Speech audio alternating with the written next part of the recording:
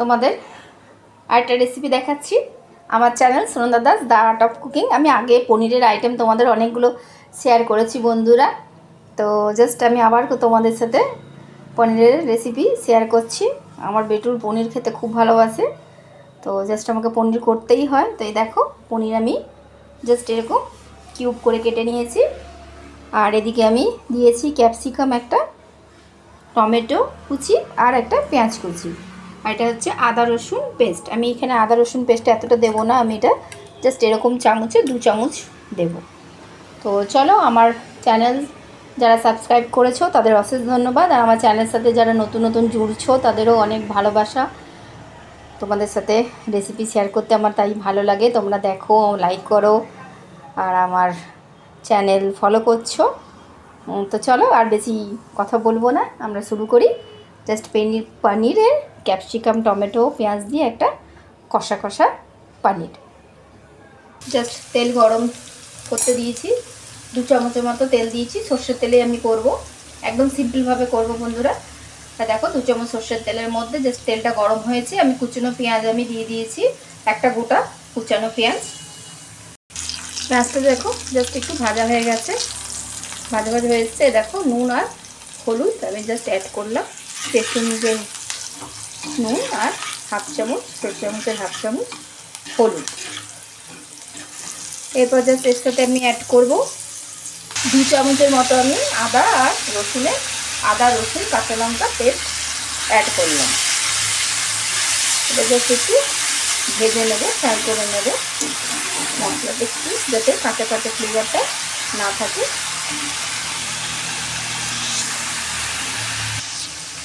Just 2 minute আদা রসুনটা just একটু নাড়াচাড়া করে ভেজে আমি এর সাথে অ্যাড করব টমেটো আর ক্যাপসিকামটা, কুচানো ক্যাপসিকাম আর টমেটো। এরপর জাস্ট ভালো করে এটাকে কষিয়ে নেব মশলার সাথে, যাতে টমেটো আর ক্যাপসিকামটাও ভাজা হয়ে যায় আর মশলাটাও ভাজা হয়ে যায়। আমার channel Sunanda Das the art of cooking. আজ আমি তোমাদের সাথে শেয়ার করছি পনিরের ক্যাপসিকাম দিয়ে কষা। এটা কিন্তু দারুণ লাগে, এই পনিরের আইটেমটা রুটির সাথেও ভালো লাগে, ভাতের সাথেও ভালো লাগে। দেখো জাস্ট আমি ভালো করে ক্যাপসিকাম পেঁয়াজ টমেটো একসাথে কষিয়ে নিচ্ছি। আর এই দেখো আমি এক টুকরো একটু মিষ্টি দিলাম, পনিরের তরকারি একটু মিষ্টি মিষ্টি খেতে ভালো লাগে, আর তোমরা যারা মিষ্টি খেতে ভালোবাসো না তারা মিষ্টিটা স্কিপ করবে।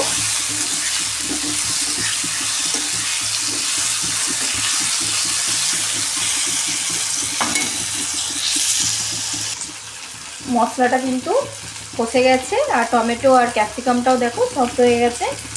এরপর আমি অ্যাড করে দেবো কিউব করে কেটে রাখা পনির।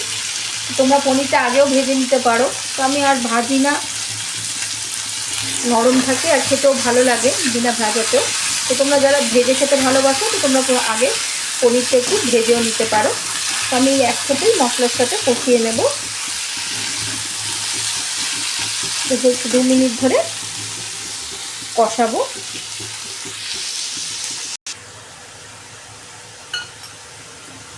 দেখো পনির টমেটো সব কিছুই একসাথে কষেও গেছে। এটা আমি জাস্ট পনির দেওয়ার পর 5 মিনিট আমি নাড়াচাড়া করে একটু কষিয়ে নিলাম। এরপর আমি মশলা ধোয়া জলটা একটু অ্যাড করলাম, খুব বেশি জল অ্যাড করব না, একদম অল্প পরিমাণে জলটা অ্যাড করি, যাতে পনিরের মধ্যে নুন মিষ্টি মশলাটা জাস্ট একটু ফ্লেভারটা ঢোকে। দেখো রেডি হয়ে গেছে, এটা জাস্ট একবার ফুটে গেলে আমি শুকনো শুকনো করে ড্রাই নামিয়ে নেব। এটা কিন্তু রুটি ভাত দুটোর সাথেই ভালো লাগে খেতে। আমার channel Sunanda Das the art of cooking. আজ আমি তোমাদের সাথে শেয়ার করলাম পনিরের রেসিপি। ওপর থেকে একটু গরম মশলা আর অল্প কাঁচা ধনেপাতা আমি ছিটিয়ে দেবো, আমার রেডি হয়ে যাবে পনিরের রেসিপি। দেখো রেডি আমার পনিরের রেসিপি। ওপর থেকে আমি জাস্ট অল্প ধনেপাতা আর একটু হালকা গরম মশলা ছিটিয়ে দিয়েছি, তো রেডি হয়ে গেছে। এবার আমি তোমাদেরকে সার্ভ করে দেখাচ্ছি। আমার channel Sunanda Das the art of cooking. আমার রেডি হয়ে গেছে সার্ভ করার জন্য। এই দেখো পনিরের রেসিপি, আমার channel Sunanda Das the art of cooking. এটা তোমরা রুটির সাথে ভাতের সাথে দুটোর সাথেই খেতে পারো, এটা দারুণ লাগে আর খুব চটজলদি হয়, খুব একটা সময় নেয় না। তোমাদেরকে আমি দেখালাম কেমন চটজলদি করে পনির রেসিপি। আমার channel Sunanda Das the art of cooking. আমি আরও রেসিপি তোমাদের সাথে শেয়ার করব, আর গরমেরও অনেক রকম রান্না তোমাদের সাথে শেয়ার করব বন্ধুরা। আমার চ্যানেলের সাথে প্লিজ জুড়ে থেকো, Sunanda Das the art of cooking. আর তোমরা যদি কোনো কমেন্ট করো, তোমরা যদি কোনো রেসিপি দেখতে চাও আমাকে কমেন্ট করে বলো, আমি সেই রেসিপিটা চেষ্টা করব একদম সিম্পলভাবে ঘরের জিনিস দিয়ে তৈরি করার বা শেয়ার করার। তো প্লিজ যারা আমার সাথে জুড়ে আছো তাদের অশেষ ধন্যবাদ আর অনেক অনেক ভালোবাসা।